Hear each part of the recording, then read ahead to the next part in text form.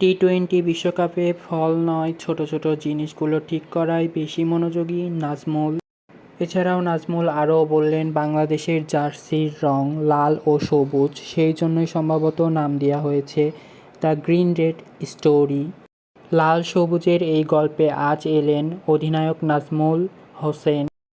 যুক্তরাষ্ট্র ও West Indies 2 June থেকে শুরু হতে যাচ্ছে টি-টোয়েন্টি বিশ্বকাপ। এবার অধিনায়ক হিসাবে বিশ্বকাপে বাংলাদেশের নেতৃত্ব দেবেন নাজমুল হোসেন। এ বিষয়ে তার উপলব্ধি, প্রত্যেকটা ক্রিকেটারেরই স্বপ্ন থাকে দেশের হয়ে প্রতিনিধিত্ব করা।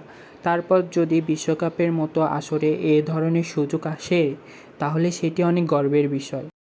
টি-টোয়েন্টিতে বাংলাদেশের সম্ভাবনা নিয়ে নাজমুল বলেছেন, সম্ভাবনা আমি বলতে চাই না, কারণ আপনিও চান বাংলাদেশ শিরোপা জিতুক এবং খেলোয়াড়রাও চায় বাংলাদেশের দল কাপ জিতুক। এটাই সবচেয়ে বড় লক্ষ্য। কিন্তু অধিনায়ক হিসাবে গুরুত্বপূর্ণ হলো প্রস্তুতিটা ঠিক কেমন হয়েছে বা হয়েছে কি না, ছোট ছোট কাজগুলো করছি কি না, প্রক্রিয়া ঠিক আছে কি না, এ বিষয়ে লক্ষ্য রাখা। এই জিনিসগুলো যদি আমরা ঠিক করতে পারি, প্রতিটি ম্যাচে আমাদের শক্তি অত্যন্ত জরুরি এবং অত্যন্ত ভালোভাবে আমরা খেলতে পারবো, তাহলেই ফল আসবে। তাই ফল নিয়ে খুব একটা চিন্তা নেই, ছোট ছোট জিনিসগুলো যেন আমরা ঠিক করতে পারি, এটা নিয়ে মনোযোগী।